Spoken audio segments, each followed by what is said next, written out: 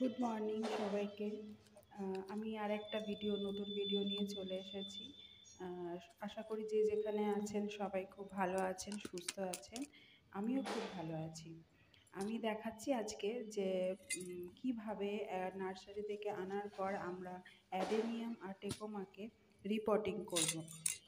তো আমি দেখে নিই যে প্রথমে এরকম একটা বাস্কেট নিয়ে নিতে হবে বা পট নিতে হবে, যেটার পটটার নিচে আমি হোল করে নিয়েছি একটু বড় করে। তারপরে তার মধ্যে একটা উম, ওই ছোট্ট মতো যেগুলো আমাদের টব ভাঙা যেগুলো থাকে, ওর একটা ছোটো পার্ট ওই পোকটার কাছে দিয়ে আমি এর হাফ লেয়ার অবধি বালি দিয়ে দিয়েছি। বালি দেওয়াতে জল যখন পড়বে, যেহেতু এখন বর্ষাকাল চলছে, তো জল যদি ওপর থেকে পড়ে, মানে জলটা যাতে দাঁড়ায়, অ্যাডেনিয়াম গাছের গোড়ায় যদি জল দাঁড়িয়ে থাকে তাহলে কিন্তু গাছের কডেক্সটা নষ্ট হয়ে যাবে। এর আগেও আমি যখন একটা অ্যাডেনিয়াম রিপোর্টিং করেছিলাম, তো সেটার কডেক্সটা নষ্ট হয়ে গেছিলো শুধুমাত্র জল বসে।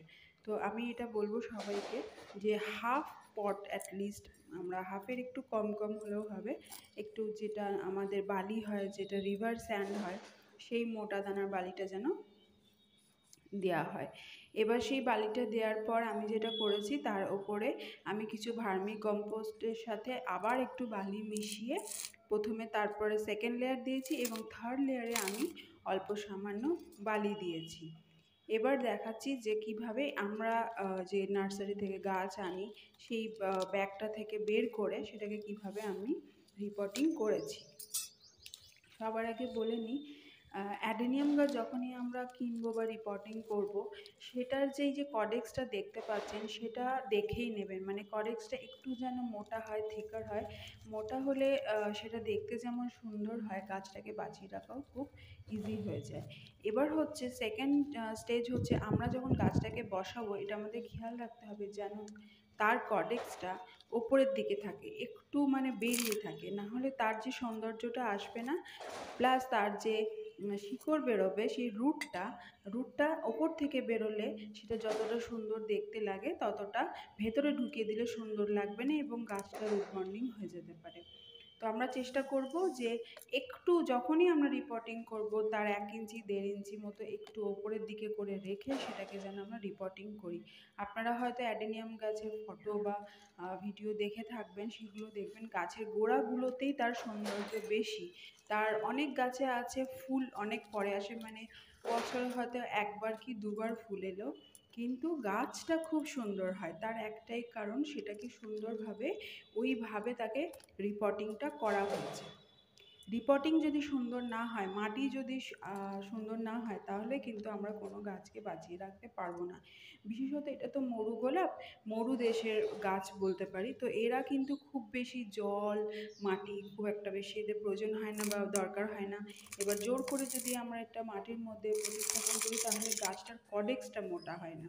কডেক্স মোটা সবসময় আমরা গ্রাফটিং থেকে করতে পারি। একটা হয় দেশি ব্রাঞ্চকে গ্রাফটিং করে তার ওপরে বিদেশি যেটা হাইব্রিডের যেটা গাছ হয় সেটাকে লাগাতে পারি, আর একটা হয় যেটা আমরা বীজ থেকে করতে পারি।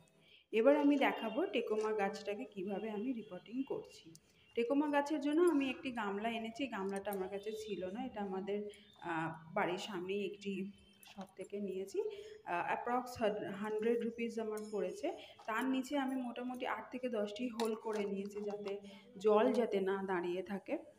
প্রত্যেকটা গাছই বসানোর আগে সেটাকে, মাটিটা যদি ঠিকঠাক তৈরি হয় এবং তার ড্রেনেজ সিস্টেম যদি ঠিক থাকে, তাহলে গাছ কিন্তু খুব সুন্দরভাবে গ্রোথ নেবে। আর টেকোমা গাছটা খুব ইজিলি গ্রোথ হয়, এর বিশেষ কিছু মানে খাবার দেওয়ার প্রয়োজন হয় না। এটা একটা দেশি ব্রাঞ্চ গাছ আমি নিয়েছি, দেশি ভ্যারাইটি। বিদেশি ভ্যারাইটি যেটা থাকে সেটা গাছটা ঝাঁকড়া হয় কিন্তু লম্বা হয় না। কিন্তু আমি কেন জানি না, আমার এই টেকোমার এই যে ইয়েলো কালারের যে অনেকটা ফুলকে ফুলের মতো যে ফুল হয় সেটাই আমার বেশি পছন্দ, এবং একটু ঝাঁকুমাকু হয়ে বাড়বে সেটাই আমার বেশি ভালো লাগে। যেহেতু আমার ছাদটা বড়, তো আমার সেটাই বেশি পছন্দ। মানে এটাকে বেশ হ্যাঙ্গিং করে রাখা যাবে কিছুভাবে, আমি এটাকে সুন্দরভাবে যেমন মাধবীলতা বা এই ধরনের গাছগুলোকে রাখি সেরকমভাবে করা যাবে। এই যে আমি এবার খুব সাবধানে পলিথিন থেকে বের করতে হবে। এর আগে আমি বসাতে গিয়ে এরকম একটা গাছ আমার নষ্ট হয়ে গিয়েছিল, তো এটা খুব সাবধানে বসাতে হবে এবং মাটিটা ঘষে নেওয়ার কোনো দরকার নেই, কারণ মাটি ঘষে গেলে শিকড় ছিঁড়ে যাবে। শিকড় ছিঁড়ে গেলে কিন্তু গাছটাকে বাঁচিয়ে রাখাটা একটু ডিফিকাল্ট হয়ে যায়। এইভাবে চেপে চেপে মাটিগুলোকে দেবেন। এর মধ্যে আমি বালি দিয়েছি, মাটি দিয়েছি, আর 60% মাটি আছে, 10% বালি আছে, 10% ভার্মি কম্পোস্ট আছে, আর 20% গোবর সার আছে। এই যে দুটো গাছ রেডি হয়ে গেছে। আশা করি আপনাদের ভিডিওটা ভালো লেগেছে। ভালো লাগলে লাইক সাবস্ক্রাইব করুন, কমেন্টে বলুন কী কী দেখতে চান, কেমন লাগছে। আর ভালো লাগলে বাগানি বন্ধুদের সাথে শেয়ার করুন। আশা করি আপনাদের আরও নেক্সট ভিডিওতে অনেক নতুন কিছু আপডেট নিয়ে আসবো। এরপরে তো শীতের ফুল শুরু হয়ে যাবে।